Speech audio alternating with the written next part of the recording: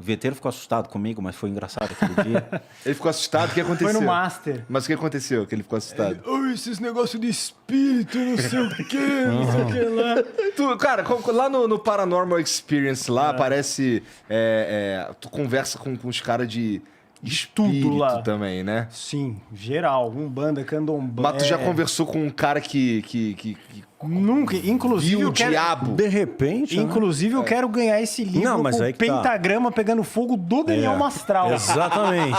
É a capa original. A Arcádia se eu pegar, resgatou. Vou aproveitar o ensejo. Fica à vontade. Eu estou mais perto Trouxe um do pra cada diabo um de aqui. vocês. Deixa eu ver. ver. Fiz dedicatório para vocês. Deixa eu ver para não errar aqui, tá? Olha que legal. A editora Arcádia fez um trabalho incrível, né? Brilhantou meu livro. Esse aqui é teu, Igor. Obrigado. Esse aqui, para não errar. Esse é meu. Tá, não sei se o nome coloquei Zé Graça. Esse é meu Esse nome. aqui é teu.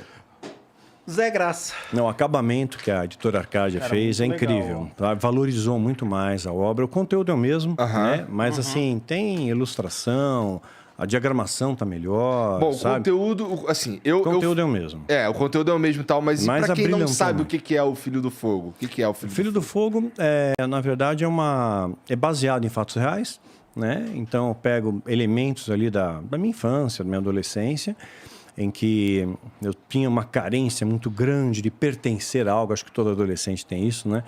E, de repente, eu não encontrei isso na igreja, que eu imaginava que a igreja seria um celeiro de amor. A minha primeira experiência com a igreja não foi positiva, foi negativa. Olharam muito a minha aparência da época, né? Mas por quê? O que eles falavam? pra você? Sei lá, eu passei em frente a uma igreja, tinha uma placa enorme, todos são bem-vindos. Aí eu Menos pensei, Daniel pô, Mastral. Pois é, não era o Daniel Mastral, mas assim, eu entrei. Eu tinha o quê? Os 16 anos. Mas é aquela coisa, era metaleiro, sabe? Tinha o cabelo mais comprido. Então, a aparência minha destoava daquele segmento, entendeu? Que era mais tradicional. Né? Eu usava aqueles braceletes cheios de ponta, tipo de punk, né? Então, pegava a jaqueta, colocava em água sanitária para desbotar, aqueles brochinhos essa, de né, cara? durepox, né? De rock, mas tudo durepox, né? Aquelas botinas da Birello, né? Não sei se vocês lembram. Só que é da minha época vai lembrar isso. Né? Feito com sola de pneu. A sola era de pneu, durava uma eternidade. Aí eu entrei, né? Formou uma clareira à minha volta. Eu não senti amor nenhum ali. Né? As pessoas estavam preocupadas. Aí o pastor, sabe como é que é? Mania de igreja, né? Olhe para o seu irmão e diga que ele é amado. Assim, as pessoas falaram para o protocolo, você é amado, mas não senti amor. Né? Então, a minha primeira experiência foi muito negativa e eu criei um preconceito em relação ao sistema religioso. E continuei minha busca, e aí acabei entrando em contato com uma seita satânica que acabou me abraçando. O que te seduziu pra ir pro Satanás? Assim, o que você falou? Puta, isso é legal pra caramba. É uma curiosidade mesmo. Satanás! Me atraiu primeiro porque, assim, a ideia que eu tinha, meu pensamento... Esse cara é muito engraçado, cara. O que você atraiu no Satanás? A bruxa de 71 não era o cachorro da Porque bruxa quando lá? você fala em Satanás, inicialmente dá vontade de fugir. Mas tem uma atração, deve ser legal, é interessante uma astral. Os caras devem te convencer que Satanás não É bom, sim, uma lavagem cerebral. Uma lavagem te cerebral. ajuda e tal. Né? Na verdade, eu entendi a minha compreensão, né, meu filho? 16 anos de idade, né? Mas eu gostava muito de ler, estava sempre biblioteca, né? E meu entendimento era que o oculto era nada mais alguma coisa que eu ainda desconhecia. Então, estudar o ocultismo e abrir algumas comportas para eu entender melhor coisas que eu ainda não compreendo. Então, o ser humano tem isso, ele demoniza tudo aquilo que ele desconhece. Né? Então, ele demoniza. Eu não sei o que é, então é do capeta. Exatamente. Né? Então, quer dizer, tudo é demônio. Doença é demônio, tudo é demônio. Né, qualquer coisa, fenômenos naturais, né? E as pessoas demonizam.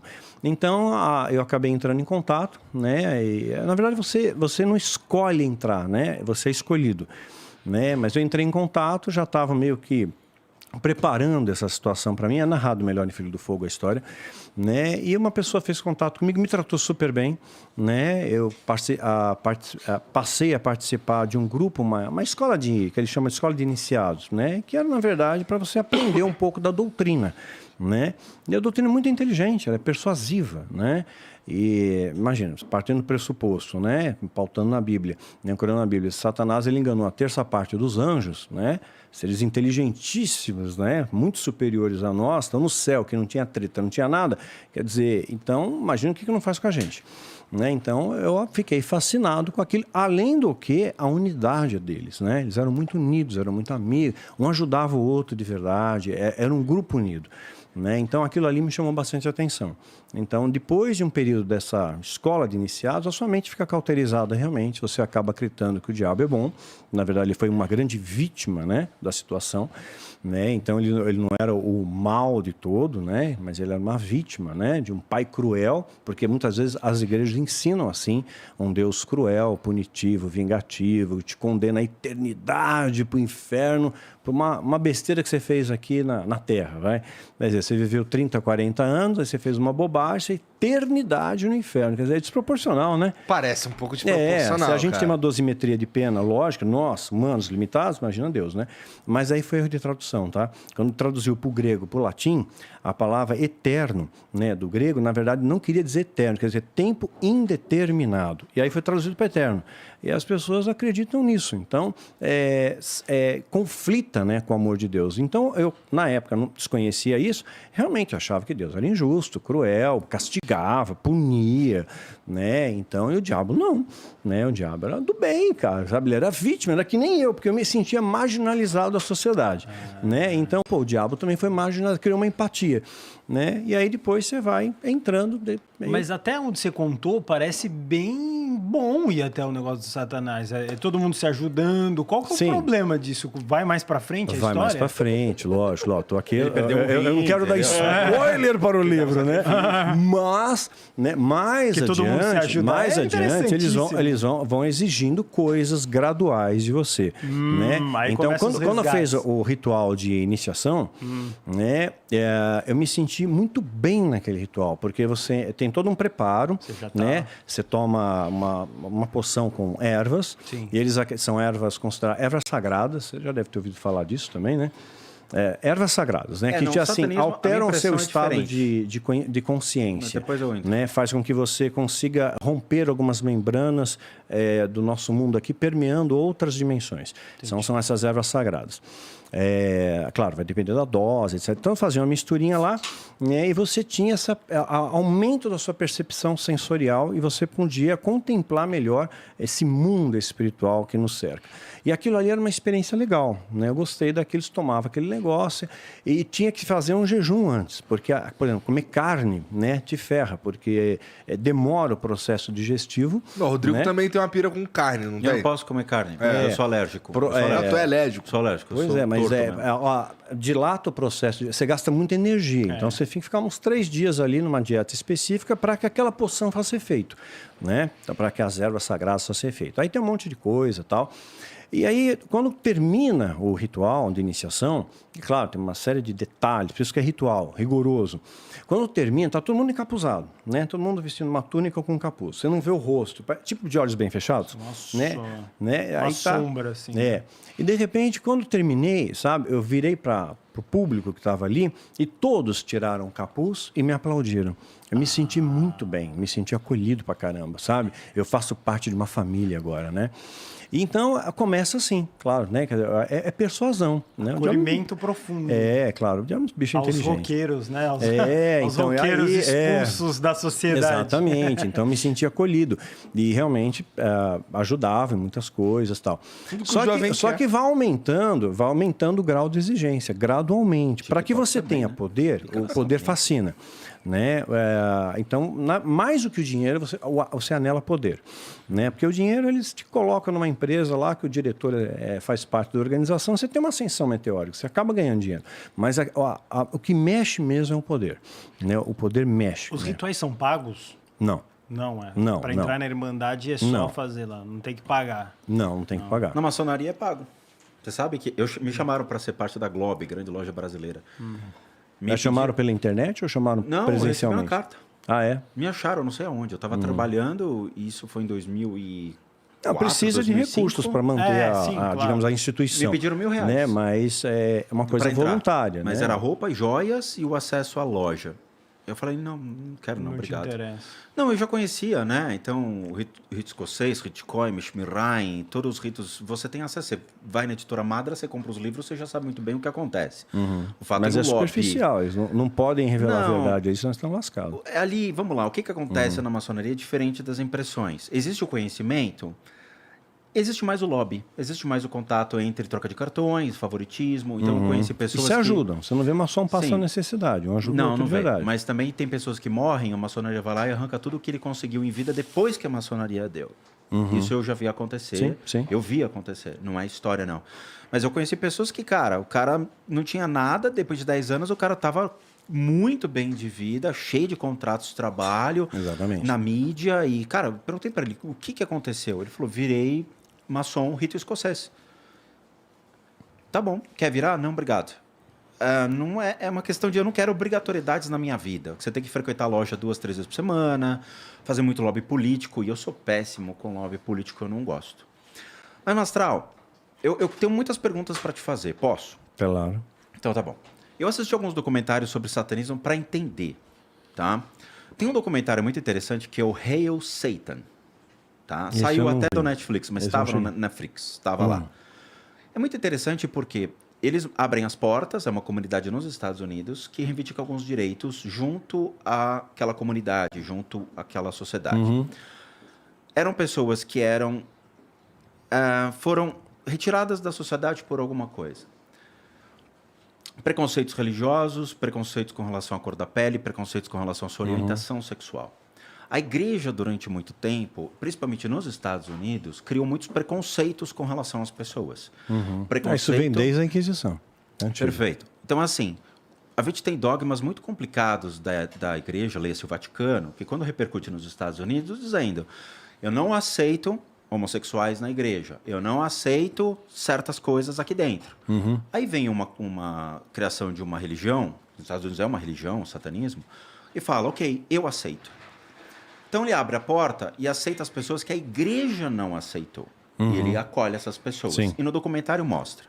Então eram pessoas que nem você era na época, uma pessoa que queria mostrar sua expressão por meio do heavy metal, da sua liberdade de mostrar suas expressões, e muitas vezes a igreja não quer esse tipo de pessoa. Sim. Mas o satanismo acolhe. Quando eu li o livro, por exemplo, do satanismo, a Bíblia Satânica, Do Lavei? sim, mas ela traz... Rasa, né? Tudo bem, Tá, mas tudo bem. eu não sou, eu Vamos sou lá. budista. Ok, Foi só ok. uma curiosidade. Ok. Ela tem princípios muito bons dentro de uma sociedade, que é não cobiçar a mulher do próximo, nesse sentido de não retirar o que é do Mas próximo. tem orgia e tal, né? Mas a igreja também não tem? É, igreja não não tem publicamente, pedofilia? pelo A menos, igreja né? não tem drogas? Tem. Tem O lavada. Vaticano, não existe homossexuais no Vaticano? Claro, evidente. Não existe orgias gays no Vaticano? Existe. Então não fica um sujo falando mal lavado? Eu nunca fui satanista. Mas se você entrar hoje na internet, no Brasil, tendo quase 90% do público hoje cristão, com todas as ramificações evangélicas, você não acha que se eu for numa cadeia hoje e perguntar quem é evangélico e está preso e quem é satanista e está preso, quanto vai ser a população carcerária satanista?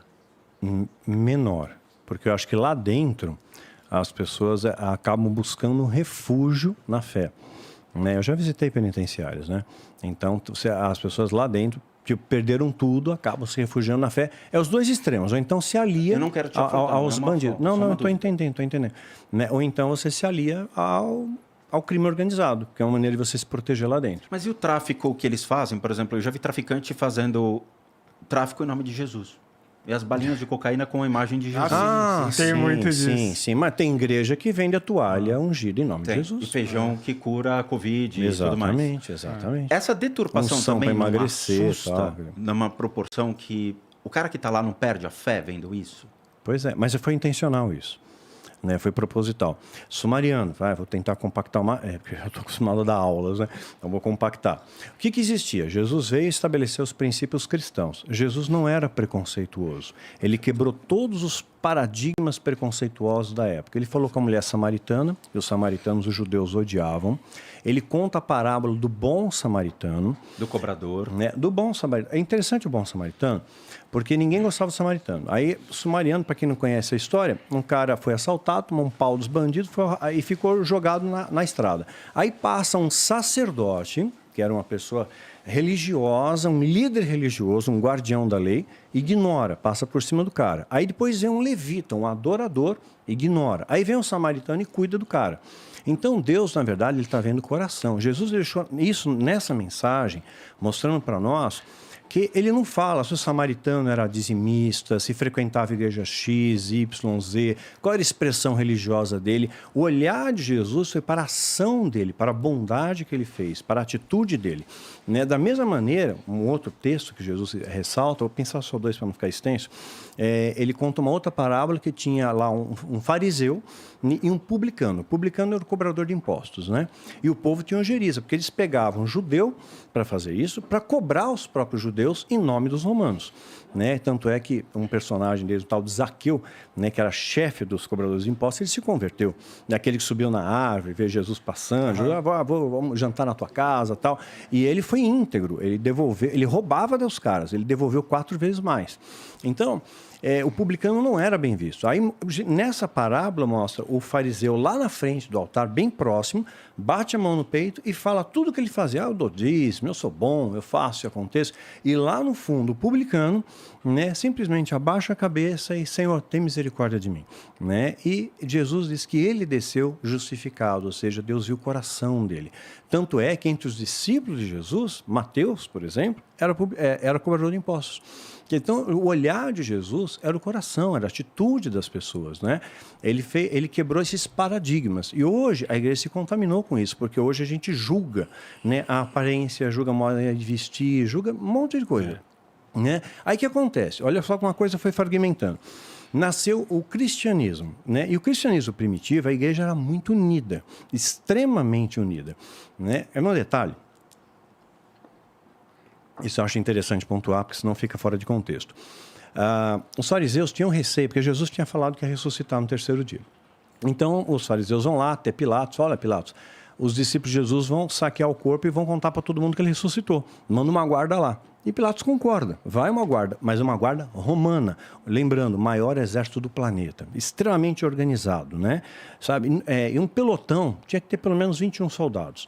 Né? E aí eles estão lá para tomar conta do túmulo de Jesus. De repente, né, acontece de fato, o Jesus ressuscita, aparece o anjo, aquela coisa toda, né, e diz que esses soldados caíram no chão, ficaram pedrificados, com medo, assustados ali. Os fariseus, para abafar essa história, a Bíblia diz isso, ofereceram grana para esses soldados, dizendo que, fala que vocês dormiram. Isso seria impossível. Né? Uma guarda militar altamente treinada se reveza. Né? Reveza em turnos, ninguém dorme. Né? Você está numa guerra, ninguém fica dormindo. Né? Então, óbvio. Né? Então, pagaram, né? E falaram, a gente vai proteger vocês, para manter essa história. Então, Jesus quebrou, aí nasceu o cristianismo. Né? Jesus, entre a sua ressurreição e ascensão, passaram 40 dias, ele apareceu para aproximadamente 500 pessoas. Quando ele está na sua ascensão, ele deixa os seus apóstolos, seus discípulos, né, e esses passam a propagar os valores de Jesus. Ele não veio fundar uma religião, ele veio estabelecer valores, especialmente o amor. Qual que é o mandamento? Amar a Deus e amar o próximo como a ti mesmo. É o amor, é o pilar. Deus está vendo o amor do seu coração. Não está vendo a sua religião, não está vendo se você frequenta a igreja X, Y, Z e tudo mais. Nada disso. Ele está vendo o amor, o seu ato de bondade, o seu ato de compaixão. Porque é isso que faz a diferença, isso que nos torna humanos de fato, né? Porque tem humanos que, vamos brincar, parece que é pior que o diabo. O diabo é um aprendiz com alguns seres humanos, né? Eu conheci alguns que, pelo amor de Deus. Então, nasceu o cristianismo. E tal era a fé desse grupo cristão que eles passaram a ser perseguidos pelos romanos, né? Porque eles estavam adorando a Cristo, que era Jesus Cristo, porque ele foi condenado pela pena capital máxima romana. Então você está adorando uma pessoa que foi condenada pelo império. E aquilo começou a incomodar. Nero passa a perseguir os cristãos. Aí o que acontece? É narrado, isso é história, tá? Em Flávio Josefo, Eusébio, tudo mais, eles contam que os cristãos, né, eles iam, quando eram capturados pelos romanos, eram lançados às arenas, né, para ser lançado às feras, ser comido vivo, né, e é unânime, historicamente falando, eles se ajoelhavam e começavam a cantar louvores. Eles sabiam que iam morrer, mas eles morriam adorando a Deus. Quer dizer, eles tiveram uma experiência com Deus. Então, eles tinham uma fé indestrutível, inabalável. Até que, em 313, surge o Edito de Milão, depois o Concílio de Nicéia em 325, na Turquia. Constantino abraça o cristianismo como religião oficial do Império Romano. Nasce as bases da Igreja Católica Apostólica Romana. Os romanos eram politeístas. Então, eles mantiveram o sistema, só mudaram um pouco a roupagem, né? Então, surgiram santos, mártires, venda de indulgência, etc. e tal.